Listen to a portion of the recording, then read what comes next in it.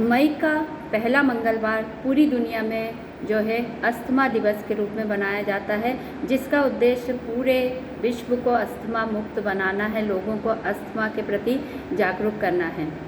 Asthma या दमा इस बीमारी के बारे में हम बचपन से ही सुनते आए हैं और यह जो है फेफड़ों या लंग्स में होने वाली बीमारी है, जिसकी वजह से क्या होता है कि लंग्स जो हमारे शरीर का सबसे इम्पॉर्टेंट ऑर्गन है, जिनकी वजह से हम सांस लेते हैं, इन्हीं में सूजन या इनके वायुमार्ग में किसी प्रकार का संक्रमण हो जाता है। प्रदूषण के कारण या किसी धूल कणों के कारण बहुत सी उनकी वजह होती है, जिनके कारण क्या होता है सांस लेने में दिक्कत होने लगती है। तो जो भी अस्थमा से पीड़ित होते हैं वे इस तकलीफ़ को समझते हैं कि अस्थमा के कारण किस प्रकार से उनकी जो है ज़िंदगी प्रभावित होती है। क्योंकि फ्रेंड्स, हम सभी जानते हैं कि लंग्स जो है हमारे शरीर को जो है एक तरीके से बोलेंगे कि डिफेंसिव सिस्टम होते हैं, हमें हर प्रकार के रोगों से बचाने का काम करते हैं। यदि हमारे लंग्स ही कमज़ोर हों तो हमारी प्रतिरोधक क्षमता कम हो जाती है, स्टेमिना कम हो जाता है, इम्यूनिटी वीक हो जाती है। तो यदि ये सारी चीज़ें हमारी कम रहे या वीक रहे तो आप समझ सकते हैं कि किस तरीके से हम बीमारियों से ग्रसित हो सकते हैं। तो इन्हीं लंग्स पे जब इस तरीके से किसी प्रकार का इन्फेक्शन हो जाता है या किसी प्रकार की प्रॉब्लम आने लगती है तो सांस लेने में जो है दिक्कत होती है, तकलीफ़ होती है। ऐसी स्थिति में इन्हेलर ही एक उपाय होता है जिसके माध्यम से जो है मरीज जो है सांस लेने में अपने आप को सक्षम बना पाते हैं।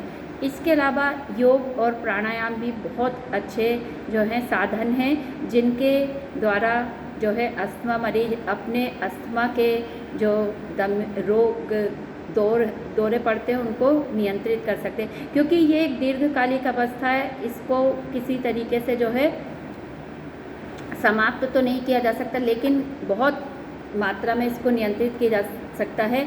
योग में एक मुद्रा भी होती है जिसको बोलते हैं अस्थमा मुद्रा, जिसका यदि अस्थमा पीड़ित मरीज उपयोग करें तो इससे वे अपने अस्थमा पे भी नियंत्रण ला सकते हैं। इस मुद्रा में अपने दोनों हाथ को इस प्रकार से करें और जो आपकी सेंटर उंगली होती है जो कि आकाश का प्रतिनिधित्व करती है, उसके दोनों अंगूठों को आपस में मिलाएं और इस तरीके से देखिए, आप थोड़ी सी आप देखेंगे तो लंग्स की तरह की आकृति आपको दिखाई देगी।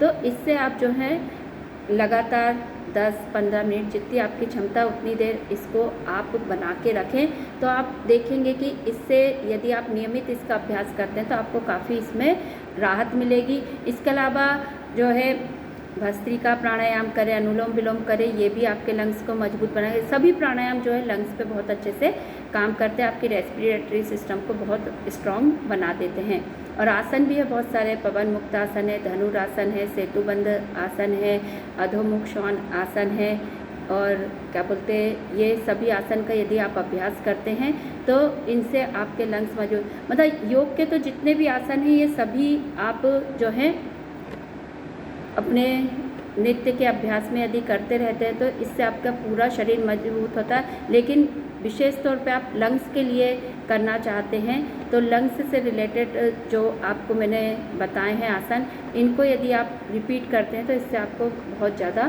फ़ायदा मिलता है।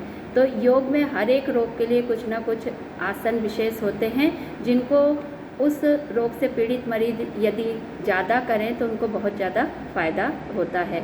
और प्राणायाम भी मैंने आपको बताया, तो ये सारे प्राणायाम मुद्रा यदि आप अपने जीवन में अपनाते हैं तो अस्थमा को आप काफ़ी मात्रा में नियंत्रित कर सकते हैं और यही इस दिन को मनाने का उद्देश्य भी है। धन्यवाद।